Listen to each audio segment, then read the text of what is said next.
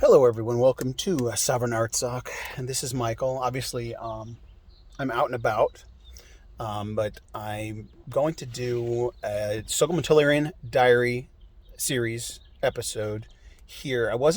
I'm not going to be reading from the diary in this episode. I don't have it with me. I don't have my laptop with me, but I had been planning on doing an episode, kind of an overview of a certain aspect of the episode of the memoir anyway, so here it is. But before that, subscribe and share and click like and put a comment in the description. Click the notification bell so you'll know every time I post a video on this channel. Okay, so I mentioned this in the previous episode.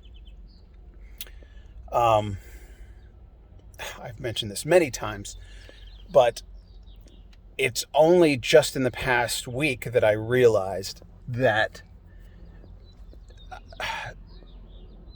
Soghomon's diary, the prison diary, starts and finishes the same way.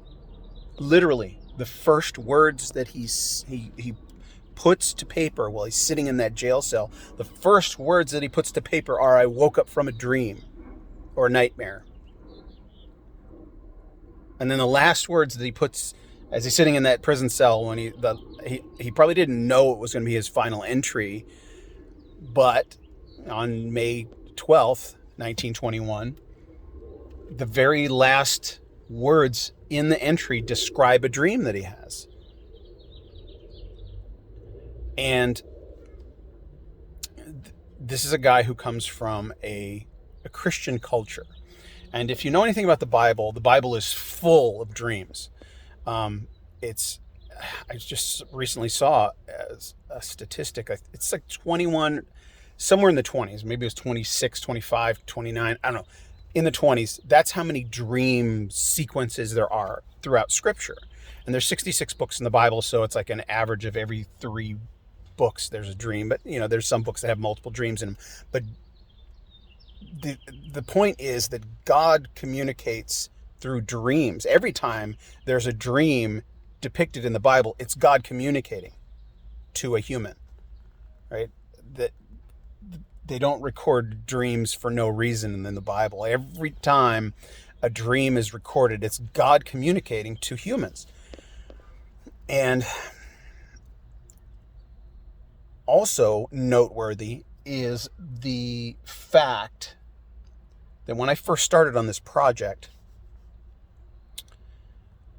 the one thing that I fixated on before I had read the memoir, before it had been translated for me, when all I had was this court transcript, is his testimony, in that testimony of talking about his mother appearing to him in a dream or a vision, his mother appearing to him in a dream.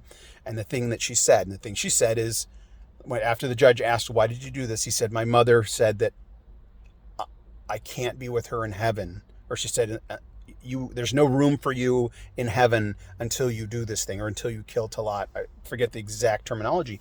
But I was like, of all the things that were fabricated in the testimony, I was like, I don't think that one would be a lie. I don't think he would have made that up, and I sure hope he didn't.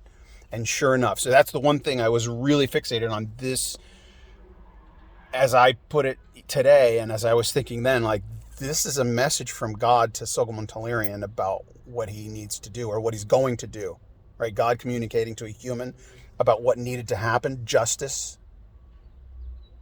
And lo and behold, his memoir is full of these communications from the other side, right? Him seeing people, family members in most cases, but he also sees some other people that had gone to the other side, that had passed on, and now he was communicating with them, or they were communicating to him.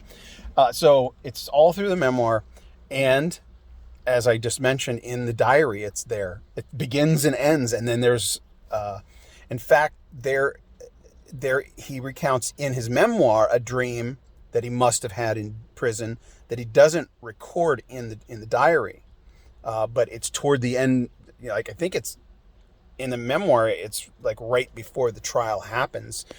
It's the last time he sees his mother. And cinematically, that's perfect. Like, it's like this cinematically, his mother dying was like this huge inciting incident that sends him on this course to pursue justice. And then right before the ultimate justice that he doesn't know is coming, the verdict, right before the ultimate justice, he has this specific dream about his mother. And it's like this closure, like the way the dream is described. It's this closure moment, like this moment of peace. He gets to see his mother one last time and she's at peace. It's like he's done what he was supposed to do, and now she's like, so, and this is all real. It's like he's not fabricating this stuff. He's just recounting. And the thing he says at the beginning, the very first entry in his prison diary, after he says, I woke up from a dream, within a few lines, he's staring out the window, waiting for Talat, and he makes this comment, who can interpret my dreams? He's just looking at these strangers passing on the sidewalk, and he's tormented by these visions. This is before he kills Talat. He's tormented by these nightmares, these visions, and he doesn't understand them. But he describes them, and they are incredible.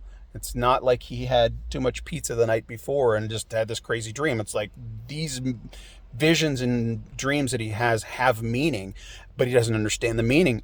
And in that first entry in the diary, he wakes up from his nightmare, and then he's like wondering if there's anybody out there who can interpret them for him. And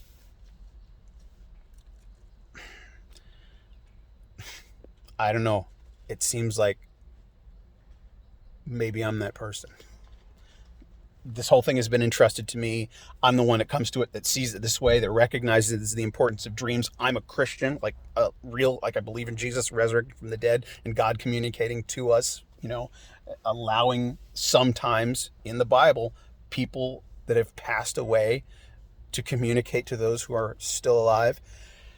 It all lines up. Anyway, I'm just being honest. Another thing I want to mention is,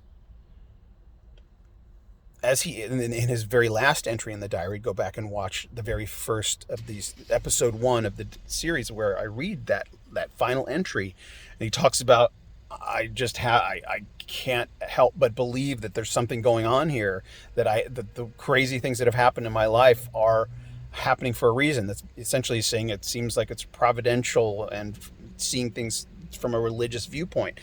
And he's not even necessarily that a really religious guy. He was just raised in a Christian home and in a Christian culture, and these incredible things have happened to him, and justice was served, and he was like always felt like he was called and pulled toward this thing outside of him. He was this mission, this objective was placed upon him by one of these dreams, and now he's seen it come to pass. He's experiencing it, has no other way to explain it, but he just has this sense that he was created for a purpose, and he is fulfilling his purpose. And in the previous episode, episode 3 of the prison diary, I talk about Talat. And right before he writes the poem from Talat's point of view, he goes to church, and he's just in a funk. Everybody else is worshiping God, and he's like, I have no God to worship. God has abandoned my people, the God of my people. Yet he's still referencing God, and that's as honest as you can be. It's like some people would point that out and say, see, he doesn't believe in God. He says he doesn't believe in God. But like, there's a Psalm 22. It says, my God, why have you forsaken me? Right? Jesus quotes it from the cross, right? He quotes it from the cross, not saying that God has abandoned him. He quotes it from the cross because he's memorized that passage, and that entire psalm describes what he's going through.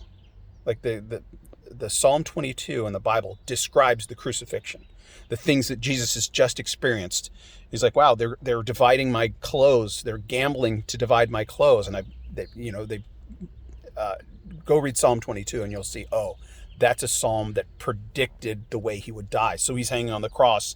Everyone has abandoned him, and he's even, what, God, why have you forsaken me? Well, the psalmist wrote that in that sense of abandonment. And here's Soghomon Tehlirian in prison for doing a good thing, the right thing. And he goes to church and he's like, I feel like I've been abandoned.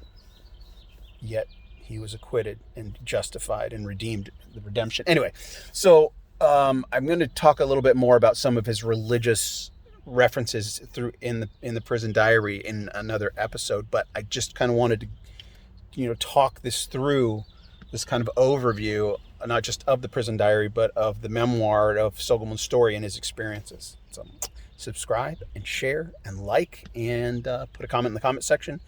Click the notification bell if you haven't. That's important too.